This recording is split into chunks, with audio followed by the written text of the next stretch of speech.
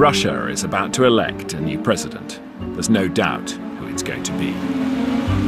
The same man who has ruled unchecked for the last 18 years. Now it's classical one-man dictatorship. That's what always happens with dictators. You look at Hitler and Stalin, it's always, step by step, step by step. The real Vladimir Putin remains an enigma. So who is the world's most powerful and feared leader?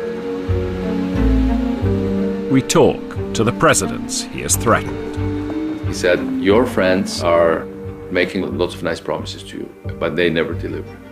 I don't promise you anything nice, but I always deliver. The Western leaders whose vulnerability he has exploited. Putin has invented new kinds of warfare, which Western countries are still struggling to come to terms with. What is called this full spectrum capability. And the inner circle of intimates who made him president in the first place. Первое, я бы сказал, что Путин очень слабый человек. Второе, это человек завистливый и алчный. Ну и третье, это человек, который постоянно врет. Vladimir Putin's psyche has been forged on the anvil of absolute power. The consequences for the future of the world are nothing if not significant. It's not if Putin would attack, it's only when and where.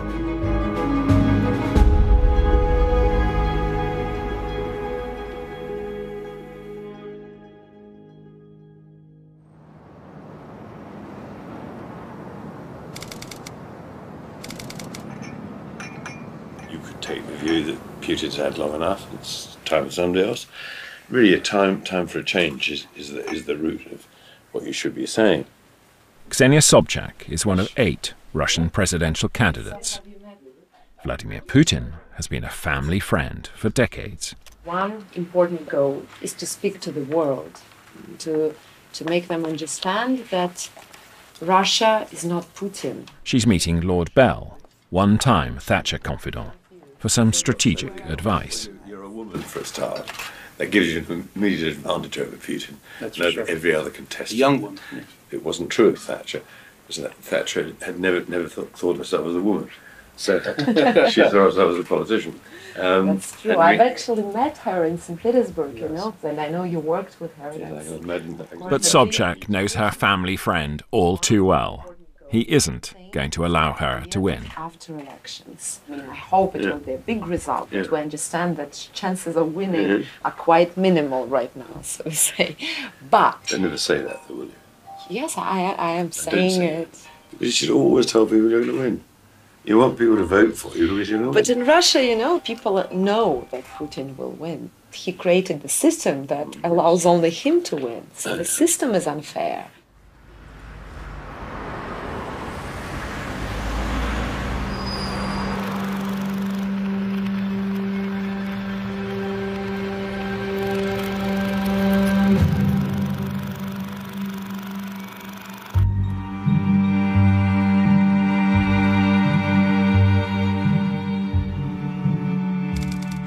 There were no hints of the future Tsar back in the 70s. Born to poor parents in a tough suburb, he fought his way to university and then a lowly KGB post. But that only lasted as long as the Soviet Union. Самого Путина, а знал я его очень давно, там, с 92-го года, мы жили соседями на даче, то есть вот через забор. То есть моя дача здесь, его здесь.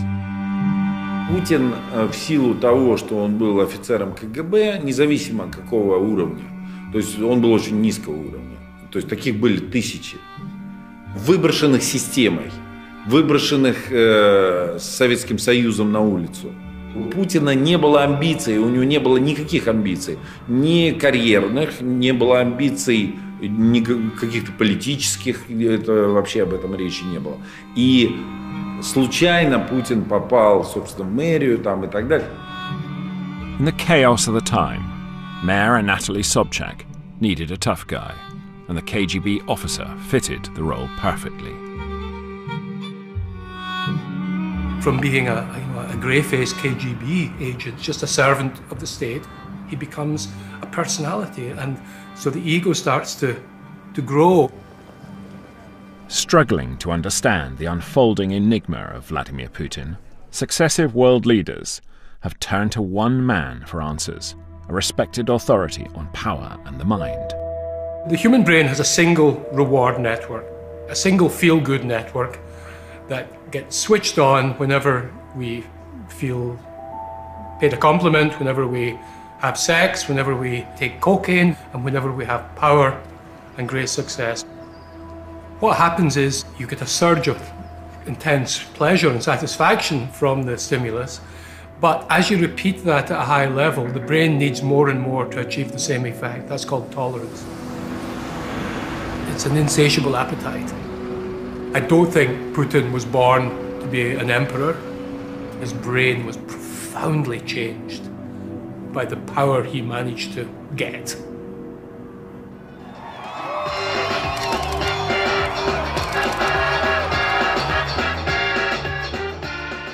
In the late 1990s, post-Soviet Russia was on the brink of collapse. A drunk president, gang warfare, robber baron businessmen, openly contemptuous of the rule of law. Kremlin insiders knew the country needed a savior. Any savior. Борис Николаевич искал среди своего окружения, своих близких людей, кто может возглавить страну, кого он может предложить народу, чтобы народ посмотрел на него и, если все удачно сложится, выбрал его. The obvious successor to Yeltsin was Deputy Prime Minister Boris Nemtsov, charismatic, eloquent, and principled. But Yeltsin hated him after he opposed the Chechen War. And there was somebody else. In 1996, Vladimir Putin had come to Moscow to work in the administration, keeping a low profile. Путин действительно был человеком скромным, и он никогда не пытался сказать что-то, когда его не спрашивали, но когда очередь до него доходила, и ему нужно было сказать, он говорил. Поэтому, когда необходимо было что-то сказать, он формулировал очень точно, и это было важно.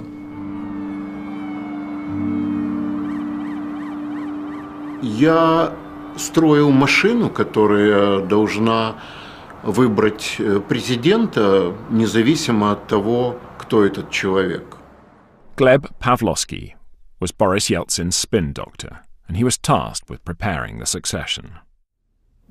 Кроме того, я разрабатывал сценарий кампании и следил за тем, чтобы игра шла по нему.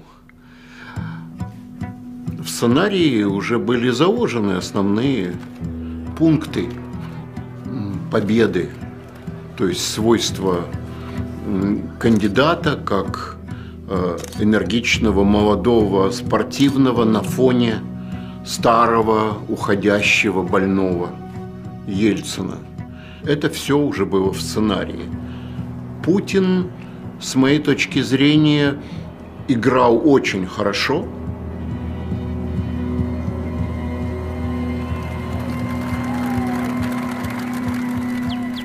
То есть лично я пытался уговорить Путина стать президентом. Now he's locked in a bitter legal conflict with Putin's government. But back in the 90s, his old dacha neighbor was also a Kremlin insider. Когда я предложил, я помню, где это было в Кремле, в 14-м корпусе. Мы были в его кабинете. Путин ответил категорически нет, что я этого не хочу. Это была для него нереальная абсолютно ситуация. Выборы должны были произойти летом. Я понимал, что Путина, которого не знает ни один человек в России, сделать кандидатом за 6 месяцев. И моей идеей было то, что нужно просто Ельцину уйти. Тогда Путин остается исполняющим обязанности президента. То есть он, по сути, уже становится без выборов президентом.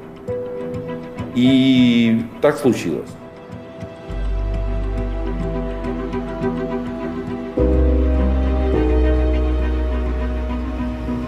Клянусь, при осуществлении полномочий президента Российской Федерации.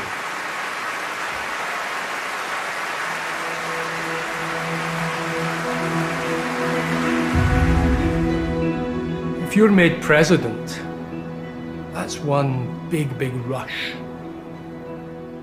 That is an enormous biological hit to the reward network. Suddenly, you're no longer just subject to the corporatist ideology of the communist regime. That regime is dead. You're now in charge of a new regime. That is a rush to the brain. That is a rush to the brain. You have not been brought up with the notion that there are constraints in power. You know, you've been brought up in a system there's no democracy to it. That ideology has gone, the communist ideology has gone, so he's left without an ideology. The ideology he's witnessed in St. Petersburg and around him is an ideology of power and money. Мы вместе отстояли мир, не дали перекроить историю, защитили большую советскую родину. Putin asked me at that time, just 2 days after he became acting president, he called for me and offered me the position of prime minister. I listed my conditions, and those conditions were just very simple, just like 10-15 reforms, which I understood and were absolutely sure Russia badly needed. And he accepted that. And the only requirement from his side was just don't step on his field, on presidential field. I decided to accept this. Mr. Putin implemented his promises. He supported all the reforms, except one, except the reform of gas sector.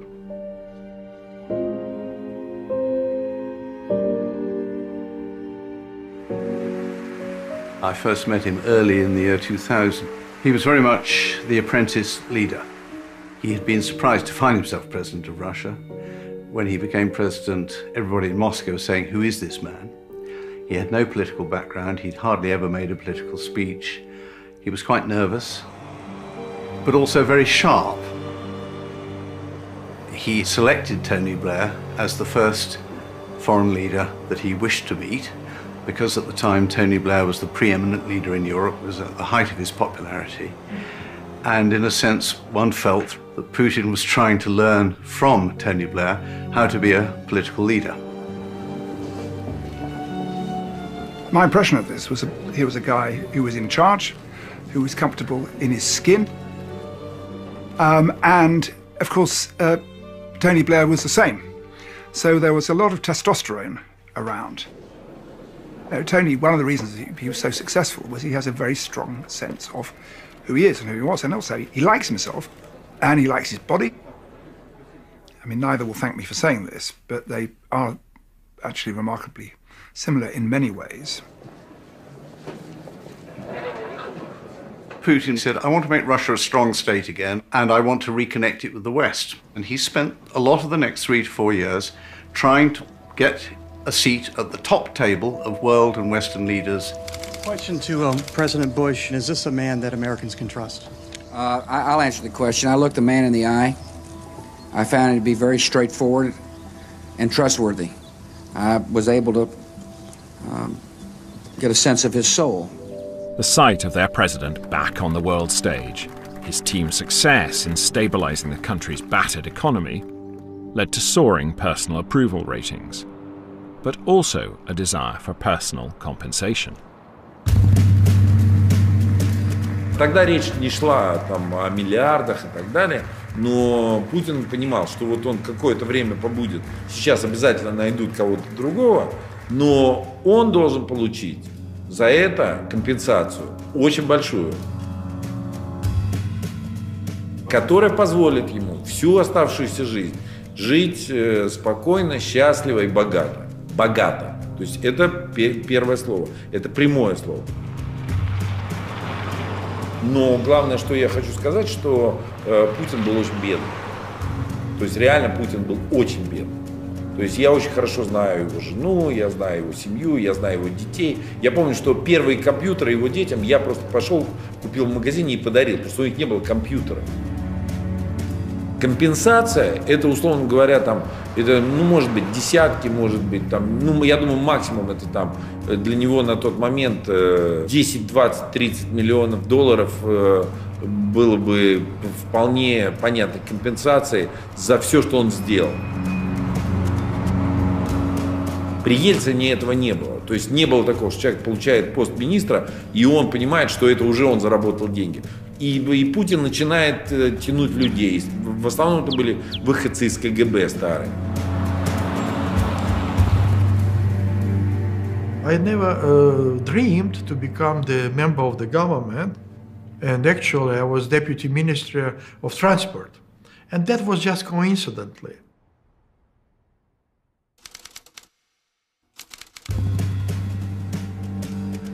You know, the lazy argument in the West is that you only got these posts because you were a neighbor of Vladimir Putin. Quite contrary. Quite contrary. At that time, he was already in Moscow, and that was a pure invitation from the Ministry of Transport.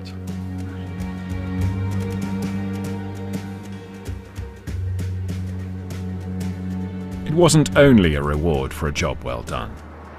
Ministers' rising compensation was a reflection of others' vast wealth.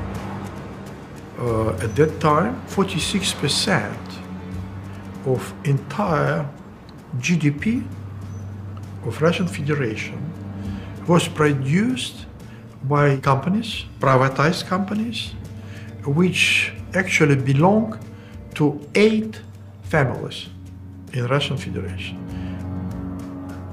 It is not known. You are the first to whom I am telling this openly. And what is the danger of an economy that is controlled by 8 people? Same like all over the world. Inequality. Just inequality. Putin now trained his sights on those 8 men, the oligarchs. They'd been gifted their companies and huge wealth by the Yeltsin administration in a chaotic auction in return for political support.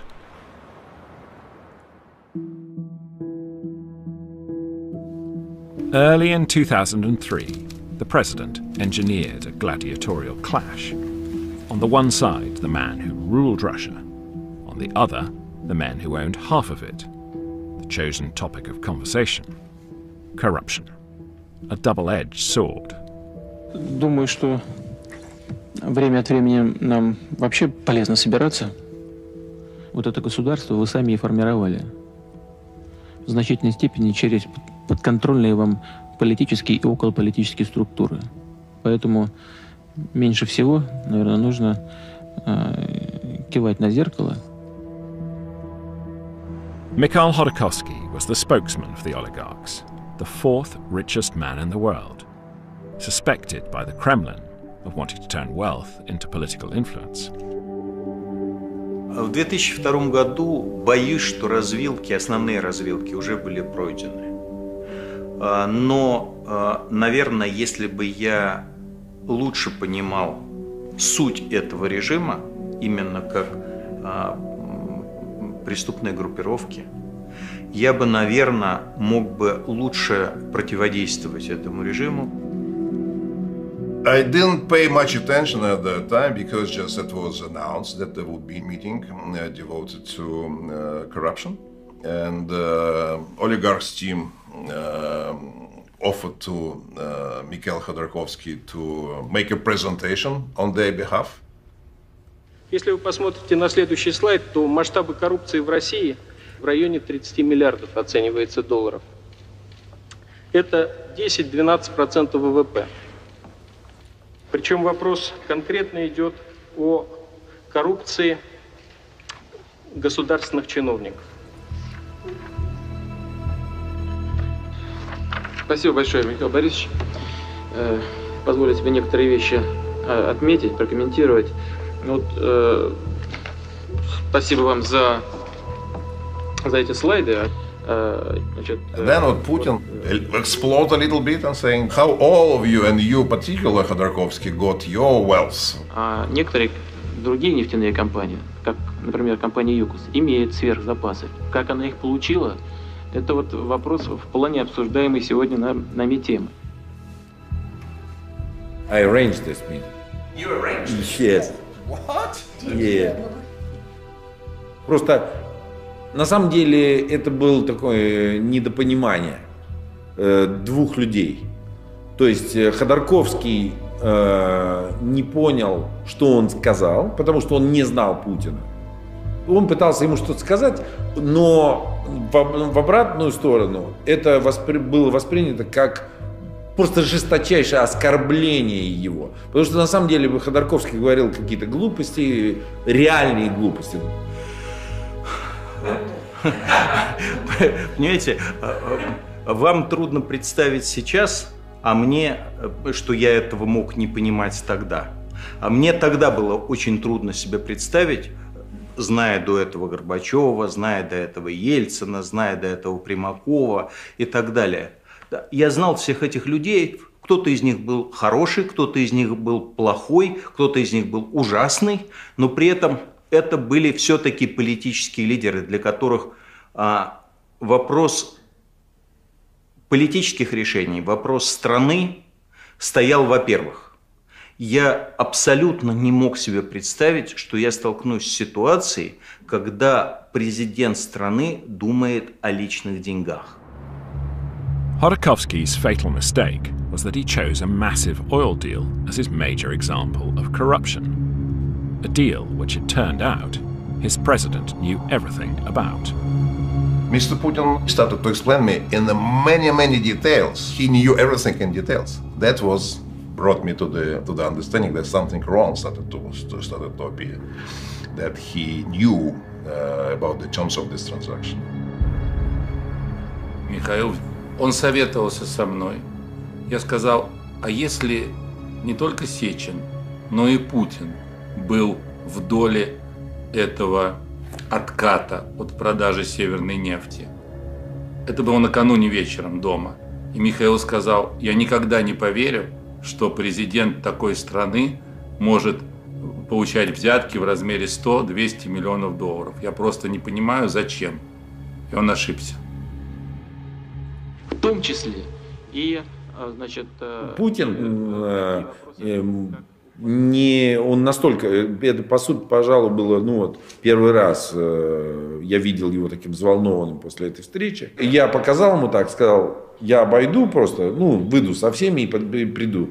И он взял меня за рукав и сказал, пойдем. Он мне сказал, слушай, вот этот Ходорковский, я просто... ужасный человек, и вообще я вот проверил, мне написали справки, я вообще знаю, что он там не платил никакие деньги, и он вообще захватил эту нефтяную компанию бесплатно, и я вообще считаю, что так нельзя делать, это, короче говоря, надо все забрать у него. Putin was as good as his private word. Khodorkovsky was slammed in jail and his vast business sold off, first to a vodka bar in Siberia, and then to a company controlled by one of the president's closest allies. This was a turning point because Yukos was the poster child for the Russian oil industry. It was very well regarded in the West, and you thought, you are damaging Russia's image in the Western business world, you're damaging the chances of getting more investment in. So it seemed like a pretty high-risk policy, but for Putin, zapping Khodorkovsky was so important that the economic considerations took second place. The West may not have liked it, but ordinary Russians did. They were delighted to see their president taking on the hated oligarchs. And it wasn't the only sign of a newfound personal confidence. Russia and Belarus were negotiating a gas deal, and talks broke down. I instructed Gazprom continue to supply. It's February, -25 in Minsk. Continue to supply, then later we'll negotiate. And next morning, just Prime Minister of Poland calling me, Prime Minister of Lithuania, just the governor of Kaliningrad region. What's going on? We have no gas. Because just they were on the same line, on the same pipeline. President of Gazprom, he said, Putin instructed me to cut supplies. And then we were shouting to each other. So what did you say? He said he didn't respect, Lukashenko didn't respect me. I, Putin, asked him personally just to accept this price, and he didn't. He didn't sign the contract. He didn't respect me. 2 weeks after I was fired. The whole cabinet was fired just 2 weeks prior to elections. Stability at home, his vast country once again at peace, and a cabinet under his direct control. It looks like the new president has single-handedly reversed the years of decline.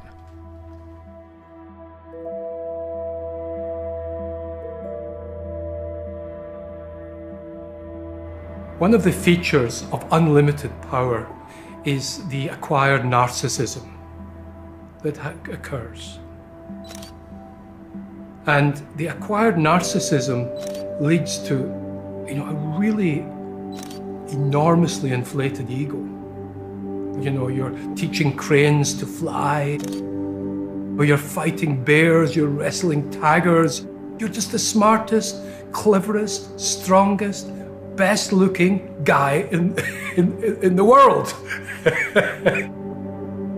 And, if you inflate an ego enough, then the vulnerability of it increases proportionately.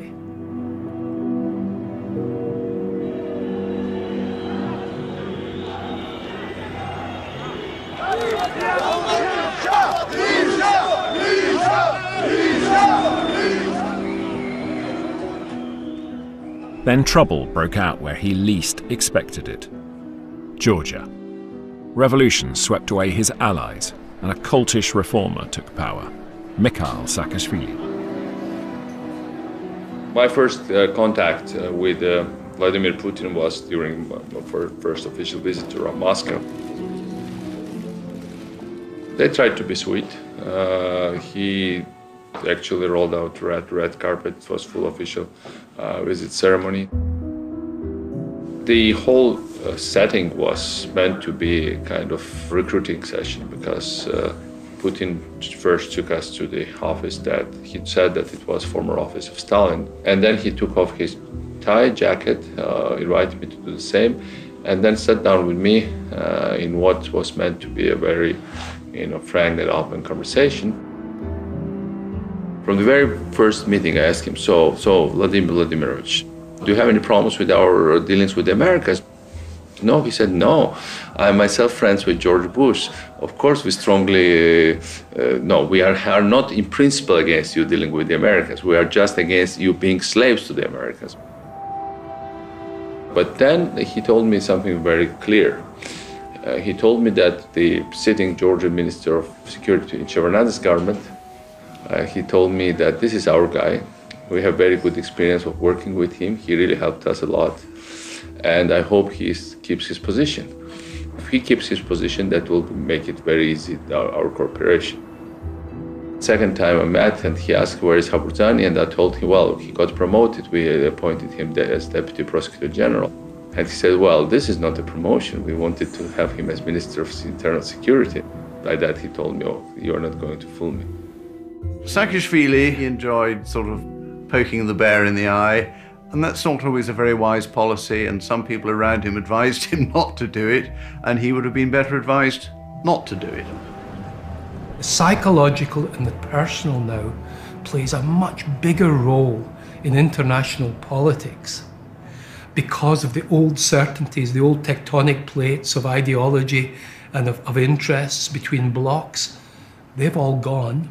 And we're now in a system where individual human psychology and personality plays much more of a role. To Putin's intense irritation, Bush immediately responded to Saakashvili's overtures, reversing the pro-Russian stance he'd earlier held. Georgia is today both sovereign and free, and a beacon of liberty for this region and the world. Putin began to believe that the Americans could never be trusted, a view strengthened as the tide of revolution reached neighbouring Ukraine. Now to the political crisis in Ukraine.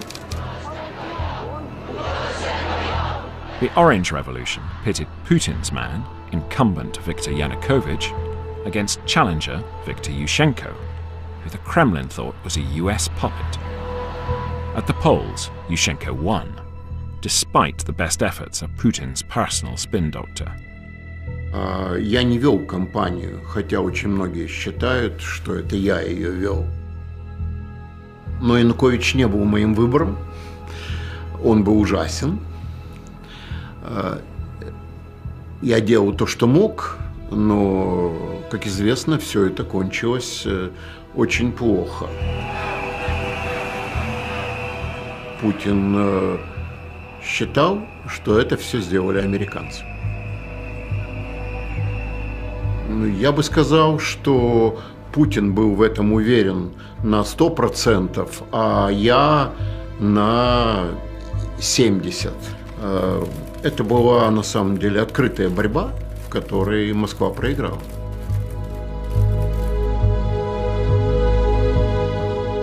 That was a massive humiliation for Putin, and it was the shakiest moment of his 18 years in power.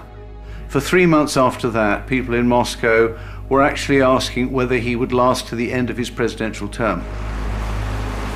It was a huge defeat for him, because he was perceived as sort of having lost Ukraine.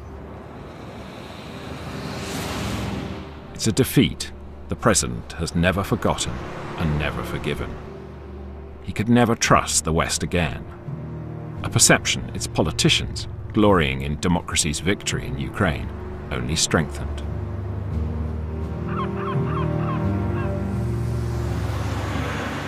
From the West's point of view, this was the end of history. Liberal capitalism had triumphed. That was a bit tough on the Russians, but there we are. And I wish we'd handled it differently. Imagine if in the United Kingdom had not just been Scottish independence or Welsh independence, Northern Irish independence, but the northwest and the northeast of England and the southwest had also decided to declare independence. So we didn't really factor that in my view, and we then scared the Russians with this absolutely fundamental anxiety they've always had about being encircled. In hindsight, I think that we created the anxieties, and we could have avoided them, from which many of Putin's subsequent policies followed.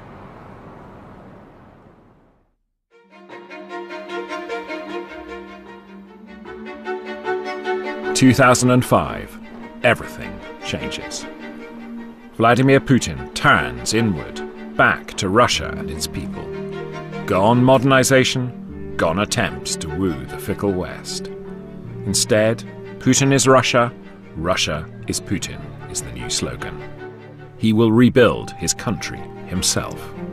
Мы отнеслись серьезно и стали создавать разные молодежные и немолодежные организации, чтобы иметь какую-то массовую опору.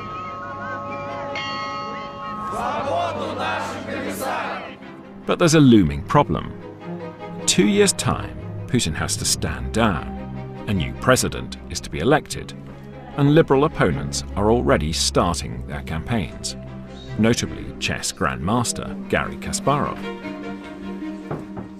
It was a very different game from one that I've been playing before, because that was a game without a sort of clear winning combination. In 2007, there still was a chance for Putin to walk away, already probably a richest man in the world, and with massive influence, and by the way, with decent reputation. This is the world's most famous chess player, then still ranked #1.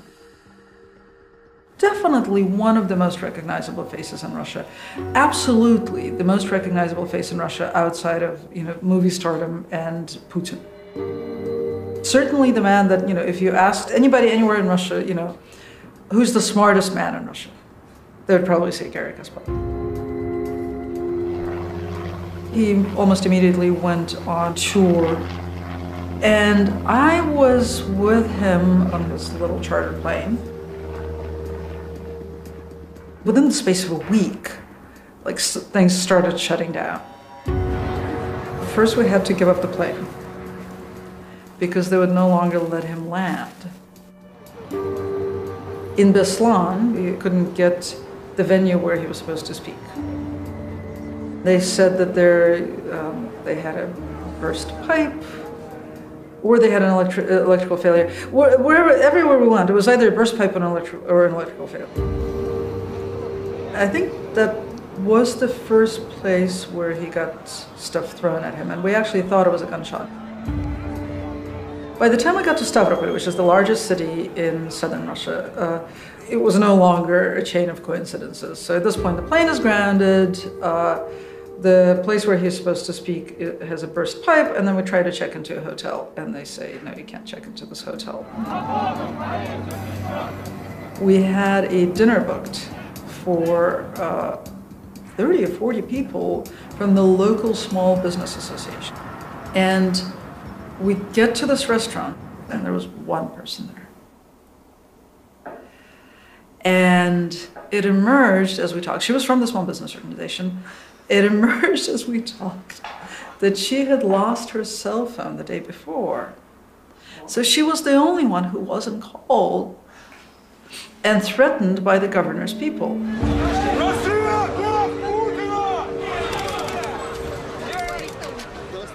The Grand Master soon finds himself under arrest.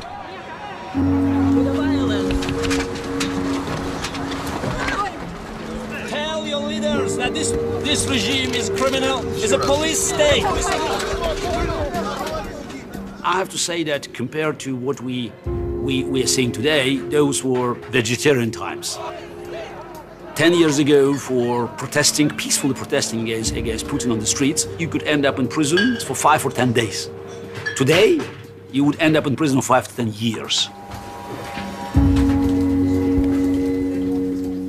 My first trial, which again, we ended up with a 40 pounds fine. But the judge there, she set up the rules for the future because everything that happened with me was videotaped. I had a videotape, I had witnesses that proved that everything that they presented in the court was a lie. She said she trusted a policeman, one policeman, a police officer, over the rest of the pile of evidence because he wore the military uniform. Активисты, молодые, которые нападали на Каспарова, это, естественно, не то, чем я руководил. И, естественно, не то, о чем Путин отдавал бы приказы. Kasparov isn't the only one trying his luck. So is Mikhail Kasyanov, keen to return to power. I decided to run. I believed at that time we had a chance. I started to run, and at that time it was necessary to collect 2 million signatures, and we did it.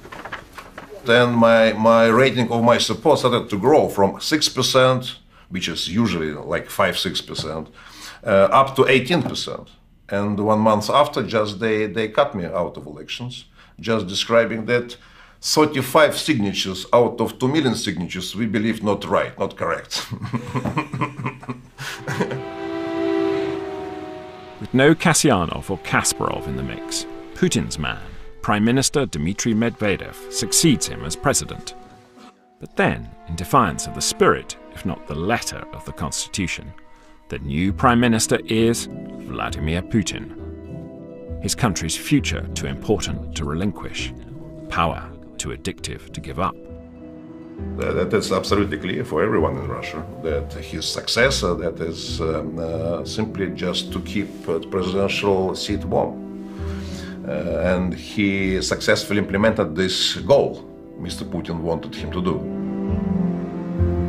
This is why democracy was invented. Take anyone who is given absolute power for more than, say, 8 or 10 years, that will inevitably distort their behaviour in ways that can be very dangerous.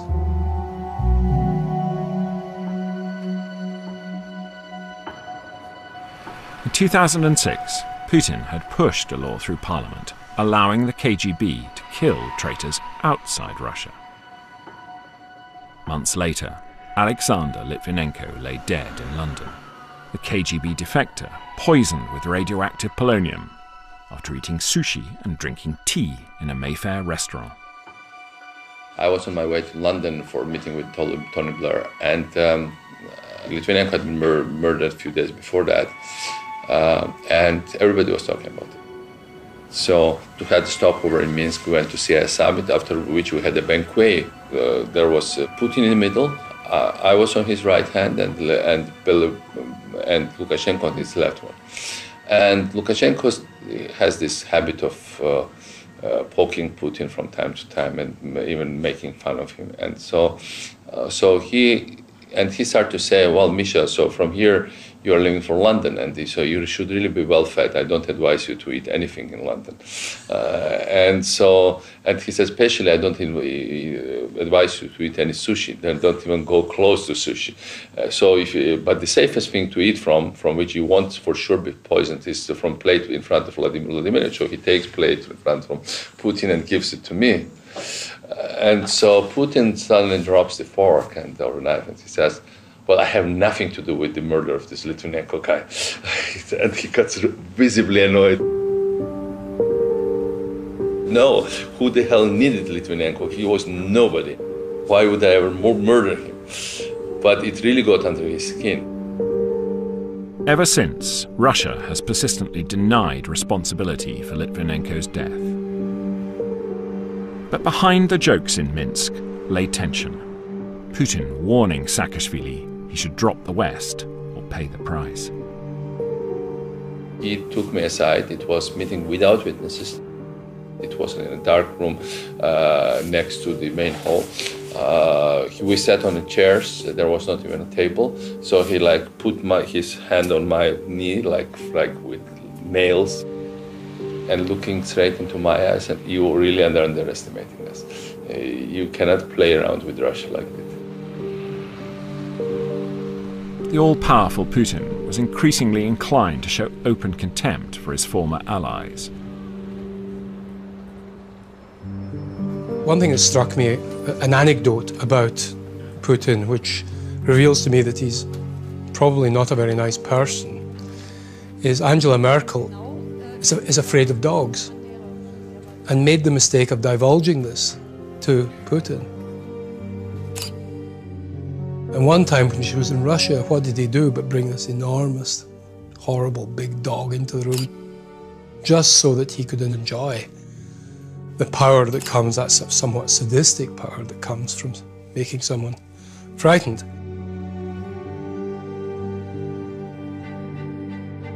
In 2008, the Georgian crisis boiled over as separatists rioted in the dissident Republic of South Ossetia. The Russian army massed on the border, with Putin certain the hapless West would do absolutely nothing. It was obvious that it was basically on the edge of war. So Europeans and Americans started to make statements. Yeah, I tried to call Medvedev because Medvedev was officially the president, but then they called me back from Russian protocol and said, Vladimir Putin wants to talk to you. And Putin says, well, why are you calling Medvedev? It's me who is doing all these things, and I'm directing the whole operation. So I told him, look, we are very worried, and not only we are worried. Look at the statements. We have White House, the European Union. He said, yeah, I really saw the statements. They are really very strong statements. And he said lots of paper was spent on the statements. So he told me, Mikhail Nikolaevich, why don't you call your friends in the West and tell them to roll this paper and stick it in their asses?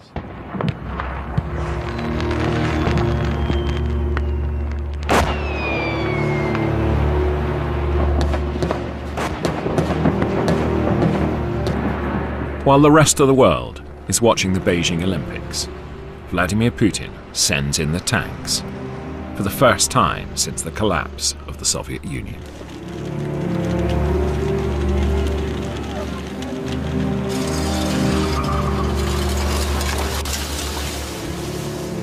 happened that at that moment, finally, the Americans woke up.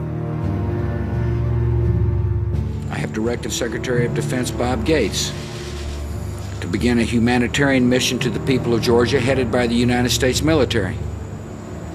This mission will be vigorous and ongoing.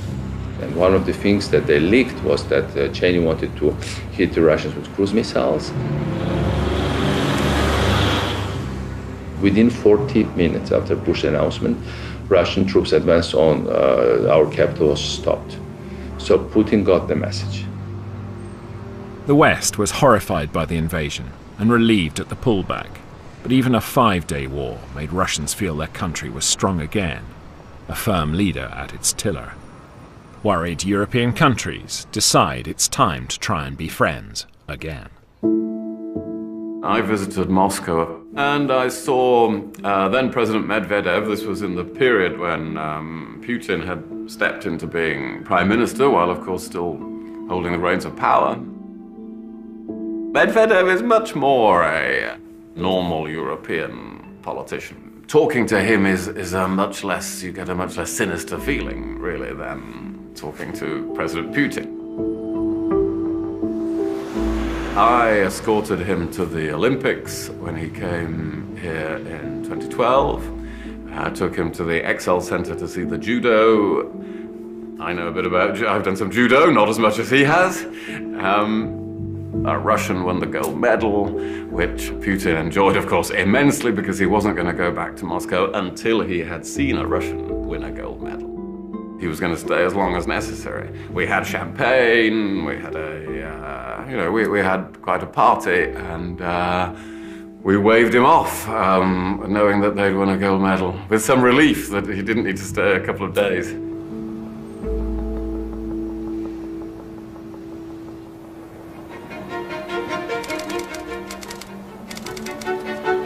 Two years later, the Sochi Olympics were intended to be another stepping stone in Russia's path to global dominance.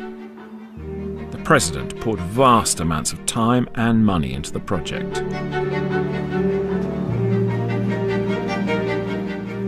But the Games also served to distract the world's cameras from his next bold foreign policy maneuver, as Russia seized control of Crimea.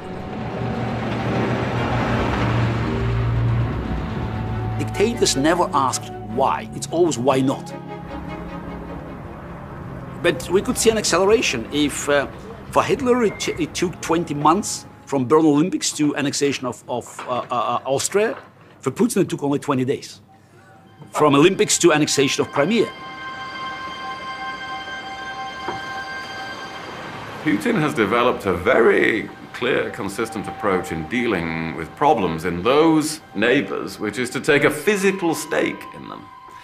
Something which is, every time he does it, is astonishing to Western opinion. Of course, it wouldn't be astonishing anymore because he's done it several times. But it is to physically take part of one of those countries, to stop that country functioning as a sovereign state. And that is how he arrests the arrival of the growth of Western ideas. And of course was bold enough to do the same in Syria, to physically intervene, in my view, emboldened by Western failure to intervene.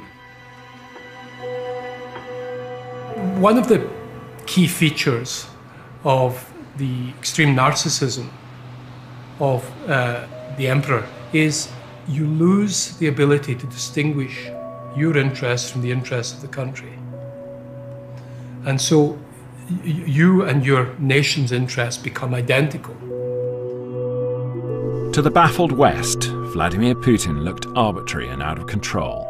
But to his people, he looked like a true czar, happy to flout Western norms of behavior to safeguard Russia's vital interests. Мы абсолютно не согласны ни с планом Путина, ни с его курсом. Then, one old rival decides to challenge the apparently invincible president. Boris himself had as close a relationship to power as anyone. For many years, he was perceived as the heir apparent to Yeltsin. And then Putin takes that place. And of course, neither of them can sort of let the other alone. Nemtsov, I think, for principled reasons, and Putin for reasons of insecurity and vengefulness. Boris Nemtsov started small. A pamphlet alleging that his nemesis had 58 jets, 2 yachts, a summer palace, making Vladimir Putin the world's richest man. His co-author was a former government minister. Boris Nemtsov and myself, we were questioning the whole narrative that things got so much better under Putin that we should be just happy and let him be the lifetime monarch. We described a lot of irregularities and serious problems that existed underneath the economically brilliant surface. Growing inequality, which became much higher than in the 1990s. Growing corruption and institutionalized corruption, which also was never the case in the 90s, because in the 90s it was all about bribes from businessmen to bureaucrats. But under Putin it became bureaucrats completely affiliated with making dirty money, and actually it became their business and their only business to do so. You know, we are not perfect, but who actually is? Did I commit sins? Yes, I committed sins. But I never killed a person. I never slapped anybody by the face, either figuratively, either, physically. And I never stole from anybody. I helped a lot. And, from time to time, it returns to me in a form of just unexpected support. Да здравствует свободная и гордая Россия! I call him Boris, but sometimes I have started to call him suspect. But he was a man with a brilliant sense of humor. He was preparing the next pamphlet devoted to the annexion Crimea. It's a very sensitive subject for Putin's regime.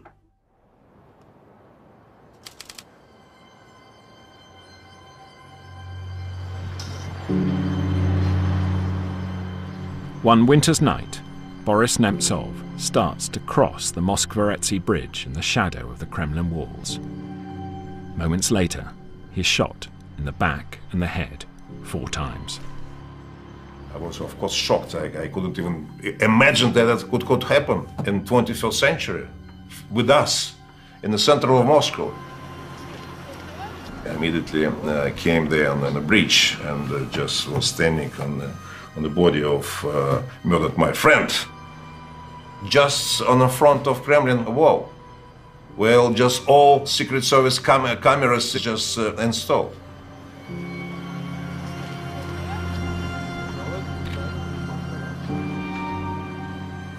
I was shocked. It was a real shock for me. I didn't think it was possible. I didn't think it was possible, and I didn't know who was guilty. Despite the absence of any CCTV, Kremlin's cameras were being serviced that night. 4 men are arrested for Nemtsov's murder, 1 a former para. But Nemtsov's supporters doubt ultimate responsibility lies with the former serviceman. If you stand there and look at the location, and you completely understand that in this place, it cannot happen without not only the permission, but the order from a person number 1.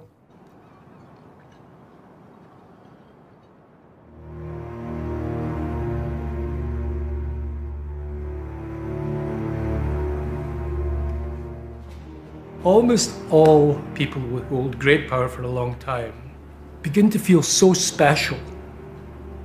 I am so amazing. God must have something to do with this. Look, I can snap my fingers and they invade a country. I have power of life and death over man and woman. George W. Bush confessed he thought that God was involved in his decision on the Iraq War. Tony Blair hinted that we chat with God now and again. Julius Caesar had himself deified and he was still alive.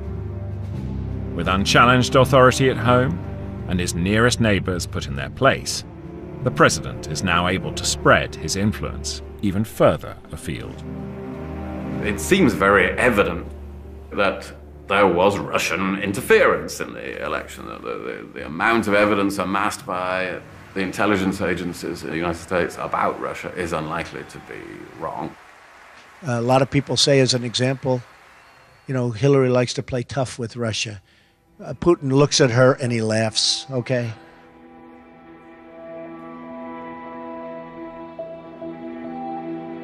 Putin's goals are strategic goals.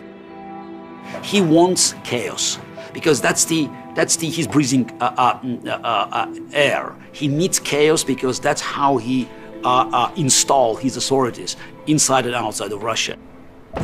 He doesn't want to compete. He cannot compete with the free world. But the moment it comes into wars and conflicts, he's dominant because he's very quick in making decisions. He doesn't bother about parliament, free press, and public opinion. So he immediately grabs an opportunity if it's presented.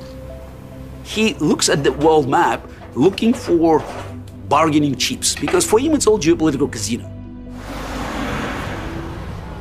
I think this is part of a pattern where there has quite probably been Russian interference in elections and referendums throughout Europe over the last few years, not always to achieve a specific result, but to diminish confidence in the democratic process over time, and to weaken the unity of the West.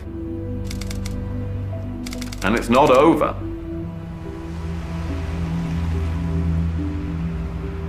Нас никто не слушал. Послушайте сейчас. With just days to go to the election, the president announces a new global arms race, with nukes designed to elude any anti-missile system, present or future. С целью сдержать Россию не удалось.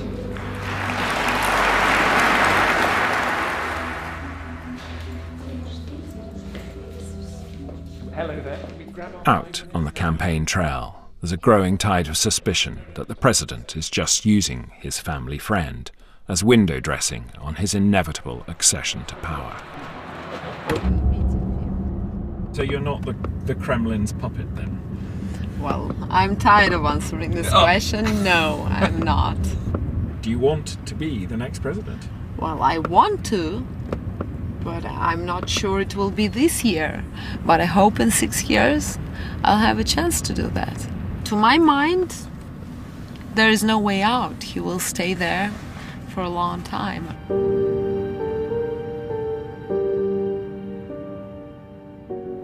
Even if he could arrange a handover that guaranteed he would not suffer the fate of Gaddafi or Saddam Hussein, how do you replace the incredible mainlining into your reward network of exceptional power? There's an awful bleakness and blackness out there awaiting you.